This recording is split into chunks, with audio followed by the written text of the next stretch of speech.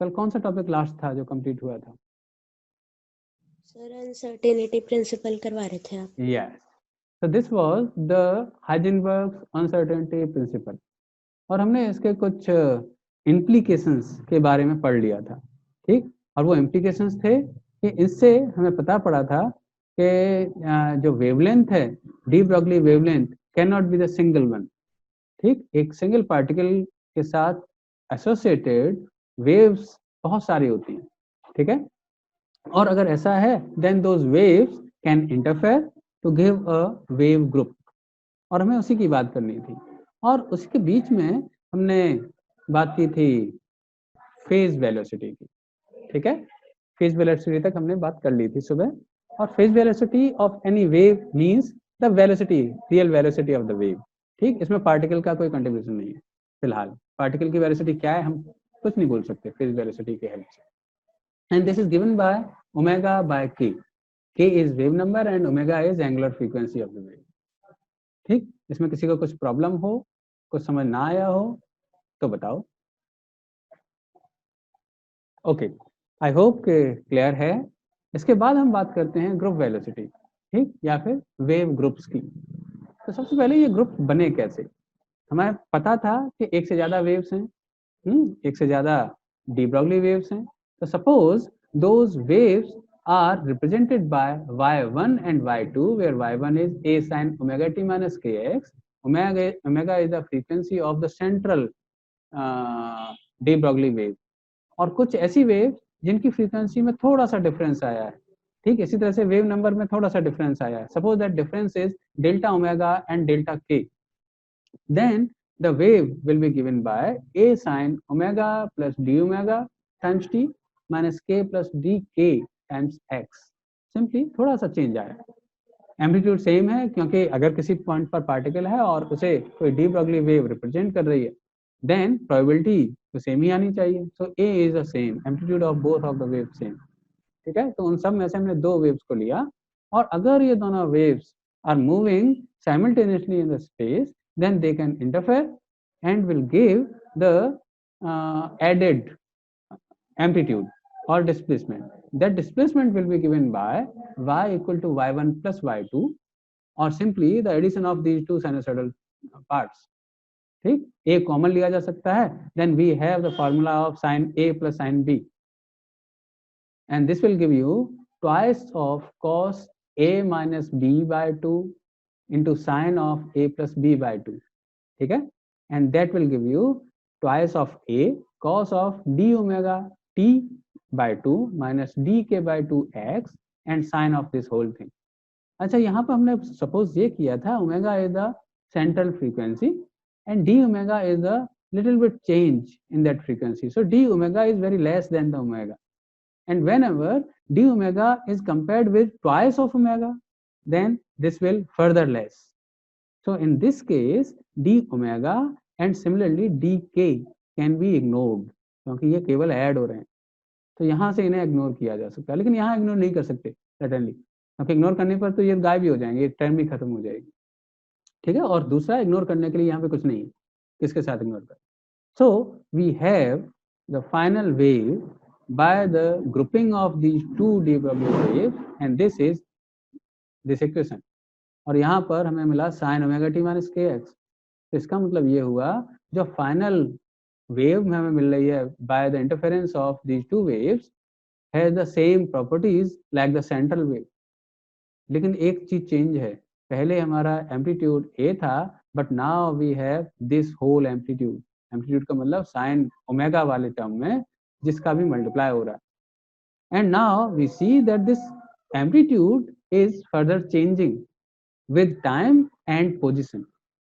Different positions पर amplitude different है, different time पर एक ही पोजिशन पर भी एम्पलीट्यूड चेंज होता जा रहा है। And the maximum value of that amplitude is twice of a, ठीक है, ट्वाइस ऑफ a। शुरुआत में हमने देखा था कि जो वेलोसिटी है किसी भी वेव की इस पार्ट से दी जाएगी and that will B omega by k। Omega is the coefficient of t and k is the coefficient of x, ठीक है। तो इसी तरह से इससे भी एक वेलोसिटी फाइंड की जा सकती है, ठीक है। इस तरह से coefficient of t divided by coefficient of x and that is given by, अब वो कैसे होगा, ये सपोज ये दोनों वेव्स थी हमारी, पहली वाली एक वेव थी ओमेगा और के वाली और ये थी ओमेगा प्लस डी ओमेगा और के प्लस डी के। जब दोनों को ऐड किया तो हमें एक फाइनल वेव मिली और उस वेव की प्रॉपर्टी ये है कि एम्पलीट्यूड तो डबल है, मैक्सिमम एम्पलीट्यूड, लेकिन वो एम्पलीट्यूड हर एक पोजीशन पर और टाइम के साथ चेंज हो रहा है। मैक्सिमम एम्पलीट्यूड इज दिस, ठीक। और इस मैक्सिमम एम्पलीट्यूड में भी अगर हम ये मालूम करना चाहें कि ये सारा एम्पलीट्यूड किस स्पीड से आगे बढ़ रहा है, then that speed will be given by the ratio of coefficient of t and x, ठीक है, d omega by dk, and that is known as group velocity and this is represented by vg. So group velocity of the group of the waves is given by d omega over dk and the phase velocity is what, that is omega by k. अभी हमें मालूम करना है कि ये क्या करता है रिप्रेजेंट, ये क्या रिप्रेजेंट करता है vp, वो तो हमें पता है, vp represents the speed of the wave itself, ठीक है। तो अब देखते हैं ग्रुप वेलोसिटी का सिग्निफिकेंस क्या है। अच्छा, अब हमें किसी भी तरीके से ओमेगा और के की वैल्यू को डिफरेंशिएट करके यहाँ रखना है, but we know what is the value of omega, omega is 2 pi nu, ठीक, और 2 pi energy divided by h, energy of the particle और एनर्जी ऑफ द वेव, क्योंकि वेव है, वेव की एनर्जी होती है E equal to h nu, तो nu को लिखा जा सकता है E बाय एच। इसी तरह से k is 2 pi by lambda, and lambda is what h upon p, तो इस तरह से ओमेगा और k की वैल्यूज को लिखा जा सकता है, ठीक है। अच्छा, तो अब अगर ओमेगा और k को लिखा जा सकता है तो डी ओमेगा और डी के को भी लिखा जा सकता है, तो D omega will be 2 pi by h, these are the constants, so d omega is 2 pi by h times dE and dk is 2 pi by h times dp. तो सिंपली vg फाइंड करने के लिए इन दोनों का use करते हैं and then we find that vg is given by और the group velocity is given by dE over dp, ठीक। और ये किसके लिए हम बात कर रहे हैं, किसी ऐसे पार्टिकल के लिए जिसका मोमेंटम p है, जिसका एनर्जी कैपिटल E है, ठीक है। अच्छा, अब किसी पार्टिकल की एनर्जी, काइनेटिक एनर्जी कैसे दी जाती है, that is given by p square by 2m, और पोटेंशियल एनर्जी कुछ भी फंक्शन हो सकता है u, है ना, so E is given by p square by 2m plus u, so we can find dE over dp and that will be p by m, p is mass into velocity of the particle, क्योंकि particle की ही बात कर रहे थे, then we get that vg group velocity of the group of the waves is equal to the particle velocity. तो अब अगर हम बात करें शुरुआत से कि एक पार्टिकल था जिसका कुछ मोमेंटम था, जिसका कुछ मास था, ठीक, और उसके लिए कुछ डी ब्रोगली वेव्स थी, हर एक डी ब्रोगली वेव का इंडिविजुअल वेलोसिटी अगर बतानी होगी, then we will talk about the phase velocity and that is omega by K, और अगर उनका जो ग्रुप बना, ग्रुप की वेलोसिटी हमें बतानी होगी, that is D omega by D के, और ग्रुप वेलोसिटी का मतलब होगा पार्टिकल वेलोसिटी, ठीक है। ये दोनों डिफरेंट है, ठीक है। तो particle move with a group velocity, इसका मतलब ये हुआ कि अगर एक पार्टिकल मूव कर रहा है तो पार्टिकल के चारों तरफ ये वाला ग्रुप बनता है, और जैसा हमने पहले अभी देखा था, दोनों को ऐड किया था पिछली वाली स्लाइड में, कि एक ग्रुप था, इसके एडजेसेंट दूसरा ग्रुप भी था, जनरली ऐसा नहीं होता। मैथमेटिक्स, क्वांटम मैकेनिक्स की इस तरह से डेवलप की गई है कि पार्टिकल जहां पर होता है वहीं पर उन सारे जो वेव्स हैं, डी ब्रोगली वेव्स हैं, उनका इंटरफेरेंस कंस्ट्रक्टिव होता है, और बाकी सारी जगह पर, उसके अलावा हर जगह पर वो डिस्ट्रक्टिव होता है। ये डेवलपमेंट है मैथमेटिक्स का जो पिछले 100 ईयर में हुआ, ठीक है। So mathematics is derived or modeled like the interference of various de Broglie waves is constructive around the particle, and at other positions that interference is destructive. तो एक जो ग्रुप बनता है ये, this is known as wave group, और ये wave group represent करता है एक पार्टिकल को। Particle can be somewhere inside this group, हाँ, सेंटर पर क्योंकि एम्पलीट्यूड ज्यादा है तो इसकी प्रोबेबिलिटी ज्यादा है होने की, यहाँ पर प्रोबेबिलिटी कम है, यहाँ पे और कम होगी, but there is a probability of finding the wave, the particle inside this wave, ठीक है। अच्छा एक बात और, इससे हम हाइजेनबर्ग अनसर्टेनिटी प्रिंसिपल उसे भी एक्सप्लेन किया जाता है, जनरली कर सकते हैं। कैसे? जब इस एम्पलीट्यूड को हम इंक्रीज करते हैं तो ये पूरा डिक्रीज होने लगता है, ये थोड़ा पूरा पास आने लगता है। इसका मतलब ये हुआ कि किस स्पेस में पार्टिकल है उस स्पेस को हमने नैरो कर दिया है, मतलब डेल्टा एक्स को कम कर दिया है। तो in a way delta x means this length यहाँ से लेके यहाँ तक की, and delta p means this length यहाँ से लेके यहाँ तक की। तो जब भी डेल्टा एक्स को कम करते हैं तो डेल्टा पी बढ़ जाता है, और डेल्टा पी को नैरो करते हैं तो डेल्टा एक्स बढ़ जाता है। ठीक है, तो this is the concept of Vg and Vp, group velocity and phase velocity. अगर ये क्लियर है तो हम आगे बढ़ते हैं।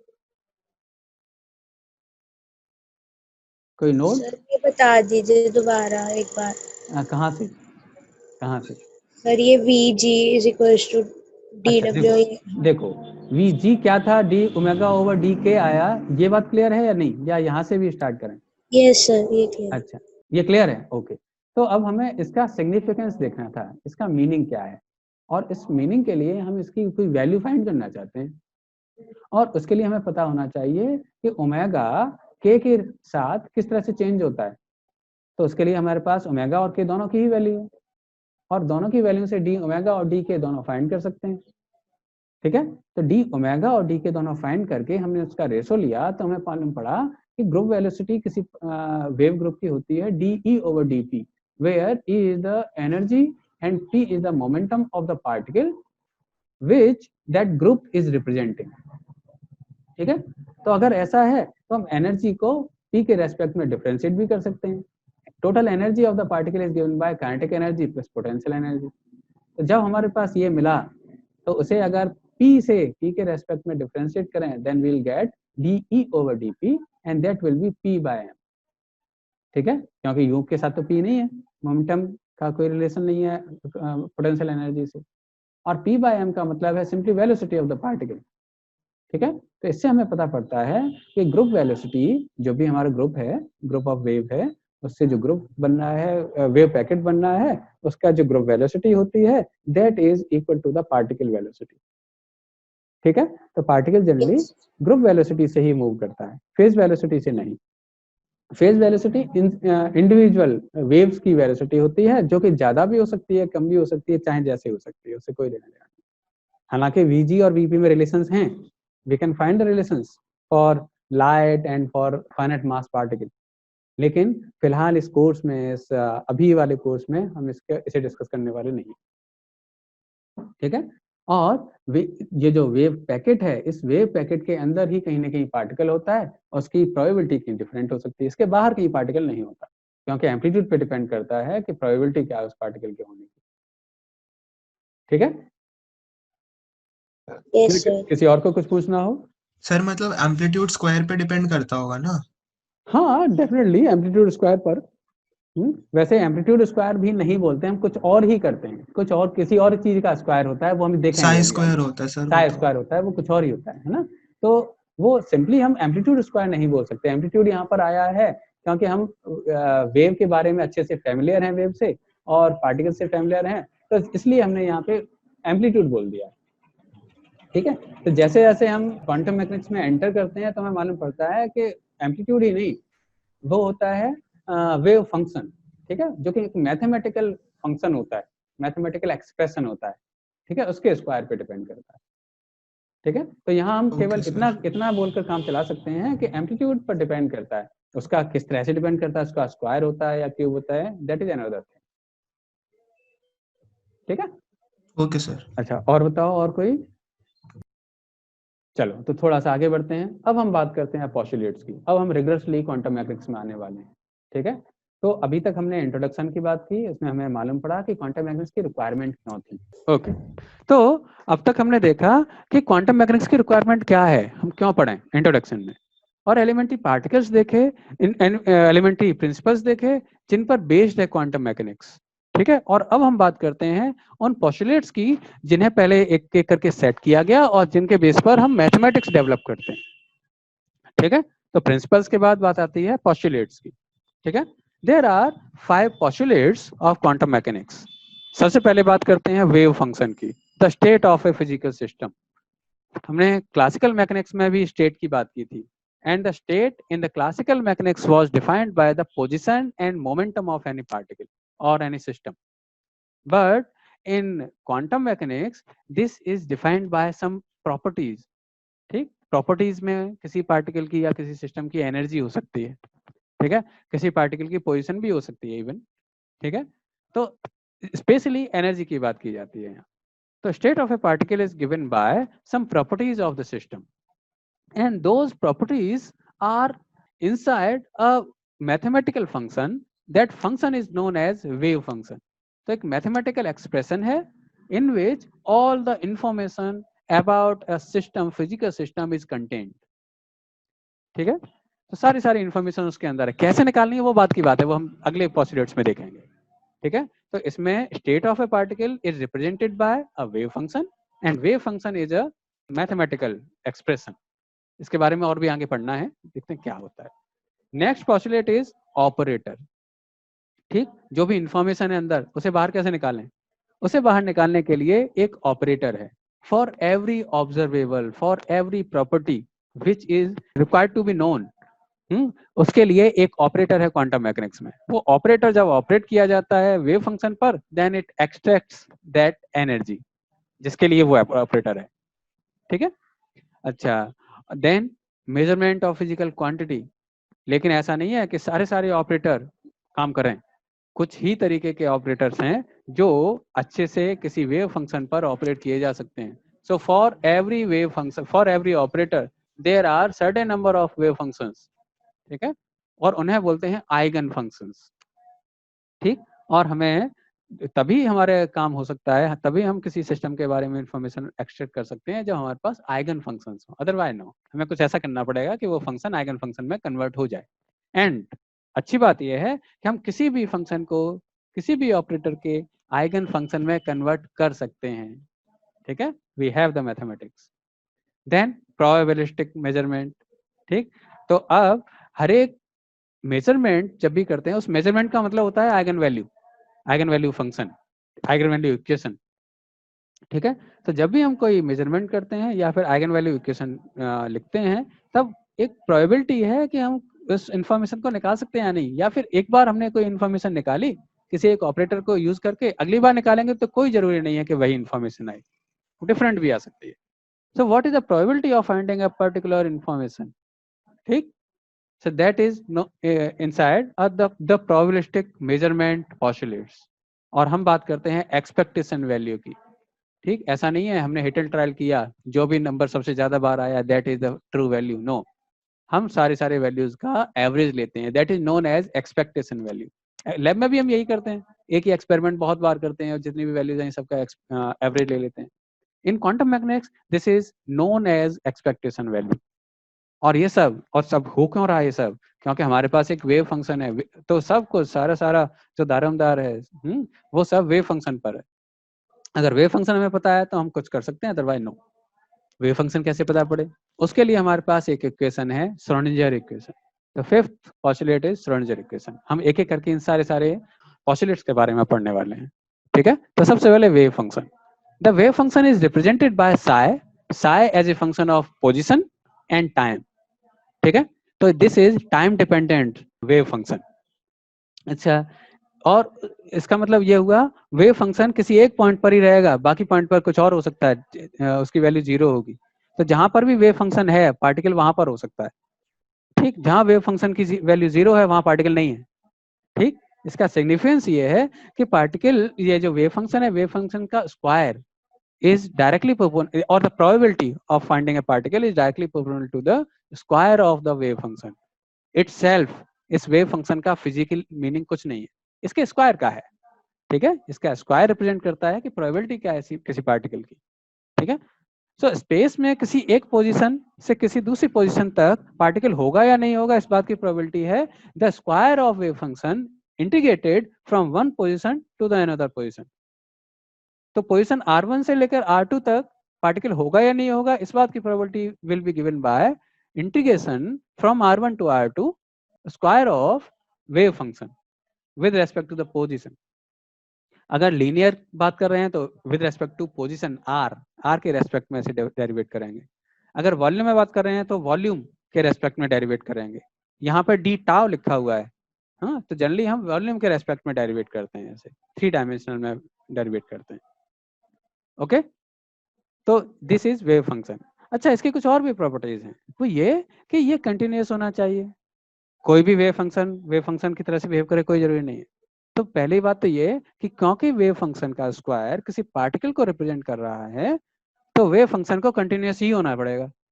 अगर वो डिसकंटिन्यूस हुआ है इसका मतलब ये होगा कि पार्टिकल एक ही जगह पर एक ही टाइम पर किसी 2 जगह पर हो सकता है, या फिर उसकी प्रोबेबिलिटी में अब्रप्ट चेंज आएगा, मतलब पार्टिकल मूव कर रहा है और एक जगह से गायब होकर दूसरी जगह पहुंच गया।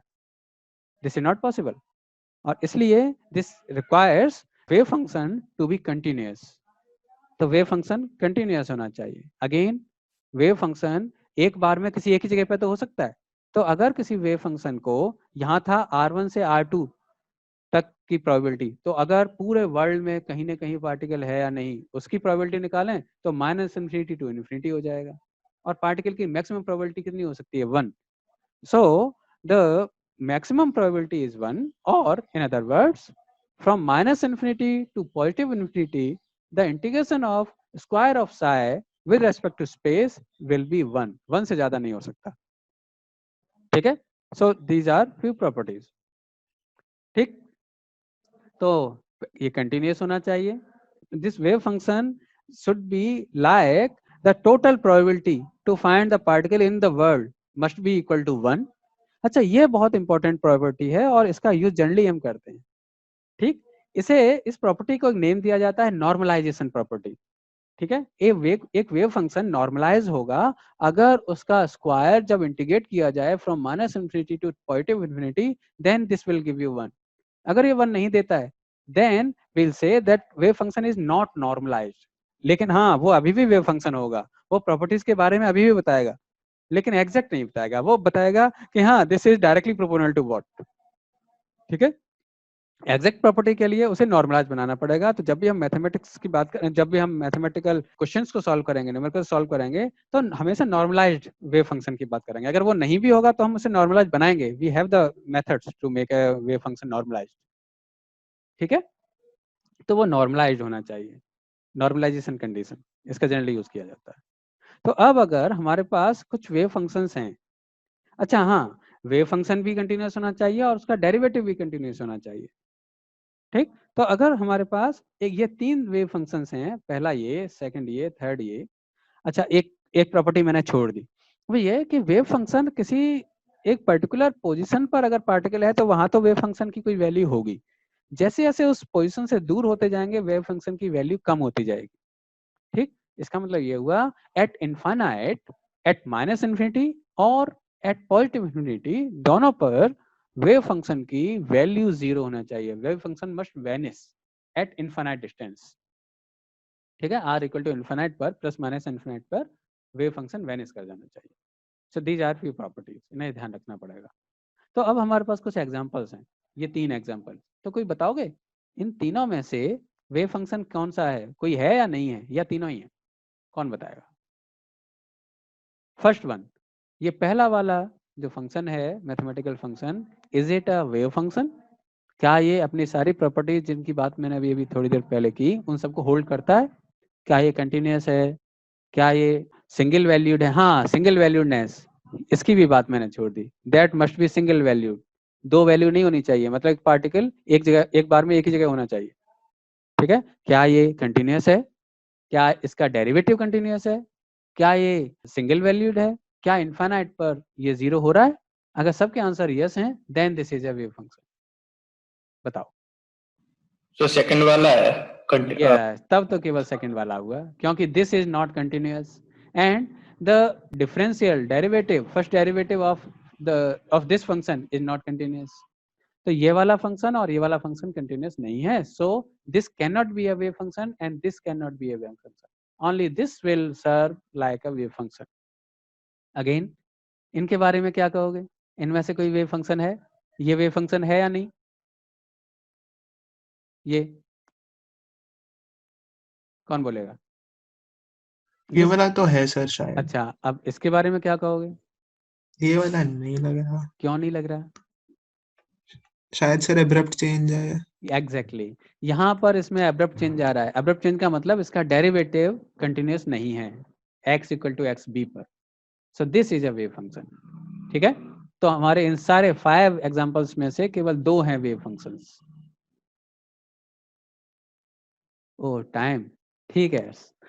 तो चलो, तो आज 3:30 नहीं 3:40 तक होता है अर्स, 3:40 तक होता है टाइम। हमारे पास हैं कुछ मिनट, 4-5 मिनट हैं। थक गए हो तो अलग बात है, लेकिन थकने की वाली बात ही क्या थी, आज तो केवल वो रिवीजन हुआ था। ठीक है, तो पहला अभी अगला वाला एक ऑब्जेक्ट वो पोस्टुलेट और डिस्कस कर लेते हैं, उसके बाद छोड़ते हैं। ठीक है, ज्यादा टाइम नहीं लूंगा आज। तो first postulate is for wave function, second for operator.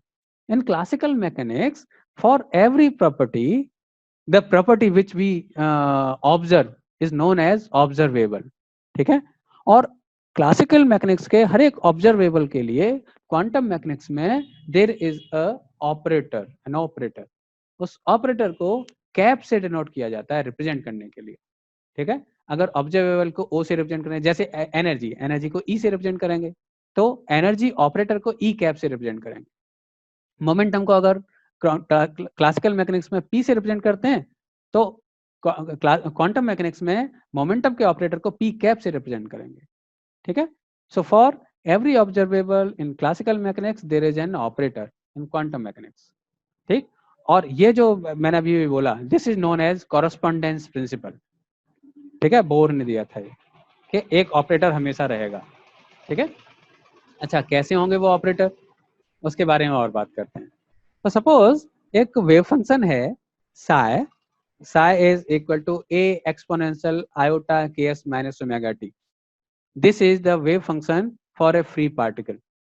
ठीक है, एक्स एक्सिस में अगर कोई पार्टिकल मूव कर रहा है तो उसका जो वेव फंक्शन है वो इस तरह से दिया जाता है। क्यों दिया जाता है ऐसे? वो ऐसा इसलिए क्योंकि पार्टिकल है तो उसके साथ एक डी ब्रॉगली वेव होगी, तो जो भी डी ब्रॉगली वेव है बस उसी को वेव फंक्शन मान लिया फिलहाल यहाँ पर, क्योंकि सारी इंफॉर्मेशन को एक्सट्रैक्ट कर सकते हैं।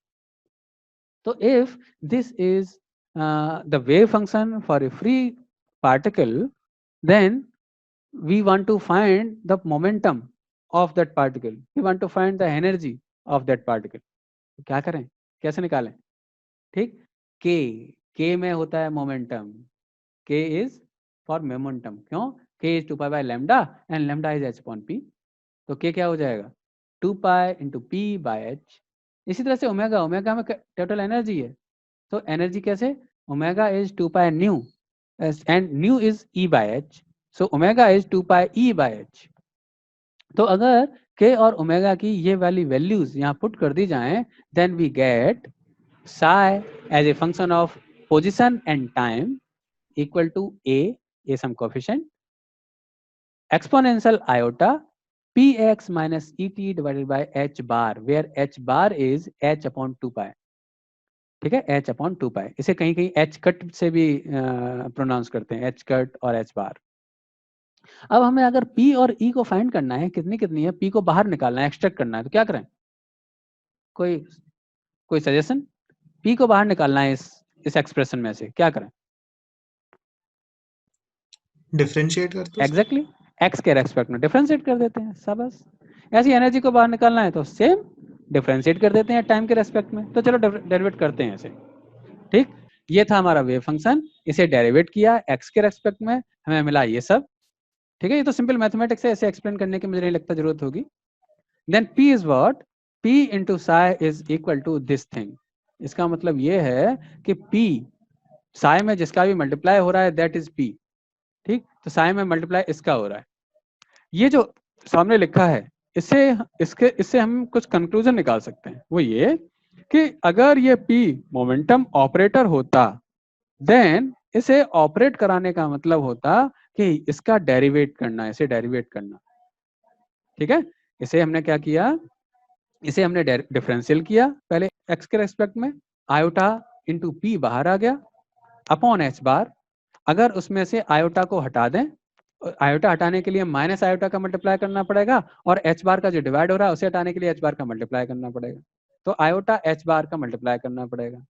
तो this thing says that to find the momentum of the particle you will have to differentiate its wave function with respect to x and then you will have to multiply it by a minus iota h bar और इसे कहा जा सकता है that this is equivalent to this thing p cap is equivalent to this thing, इसीलिए हमने यहाँ cap लिख लिया है and this is given by the operator. So p operator, momentum operator is given by minus iota h bar del over del x. तो यहां से हमें पता पड़ा मोमेंटम ऑपरेटर क्या होता है। इसी तरह से एनर्जी ऑपरेटर भी मालूम कर सकते हैं, टाइम के रेस्पेक्ट में डेरिवेट कर दें। ठीक, तो एनर्जी फाइंड करने का मतलब है, इसने क्या बोला, इसने बोला कि इससे एनर्जी बाहर निकालने के लिए पहले इसे डेरिवेट करो टाइम के रेस्पेक्ट में, देन आयोटा एस बार का मल्टीप्लाई कर दो, then you will get the energy. This energy operator is equivalent to this thing. So energy operator is given by iota s bar del over del t. इन दोनों को याद रखना, ये निकाले बेशक फ्री पार्टिकल के वेव फंक्शन से गए हैं, लेकिन these are true for every system of the world, हर एक सिस्टम के लिए ट्रू हैं। ठीक है, और हमेशा जब भी मोमेंटम ऑपरेटर और एनर्जी ऑपरेटर की रिक्वायरमेंट होगी हम इन दोनों का यूज करेंगे। ये है क्योंकि एक्स के रेस्पेक्ट में डिफरेंशिएट किया है, तो पी एक्स के लिए ऑपरेटर, पी वाई के लिए वाई के रेस्पेक्ट में डेरिवेट करेंगे, पी जेड के लिए जेड के रेस्पेक्ट में डेरिवेट करेंगे, और सिंपल फाइनल मोमेंटम के लिए सबको ऐड करना होगा, that's all. So these are energy operator and momentum operator. अच्छा, total energy is given by kinetic energy plus potential energy. ठीक, क्लासिकल मैकेनिक्स में इस टोटल एनर्जी को हैमिल्टोनियन बोला जाता था, हैमिल्टोनियन साइंटिस्ट के नेम पर। ठीक है, तो kinetic energy is what, momentum square by 2m। तो अगर इसका ऑपरेटर दिखाया जाए तो मोमेंटम ऑपरेटर का स्क्वायर डिवाइडेड बाय 2m हो जाएगा। ठीक है, इस तरह से मोमेंटम ऑपरेटर हमें पता था, उसका square divided by twice of m, इसी है ना। और इसी तरह से अगर पोटेंशियल एनर्जी ऑपरेटर दिखा जाए तो वो सिस्टम पे डिपेंड करता है, वो जनरल नहीं है, इसलिए पोटेंशियल एनर्जी ऑपरेटर को यू कैप से रिप्रेजेंट किया जाता है and the addition of this two is known as Hamiltonian operator. ठीक है, तो ये यहाँ तक देखना, और कोई क्वेश्चन हो तो नोट करके रखना, कल सुबह पूछना। आज हम यहाँ तक रखते हैं ऑपरेटर तक।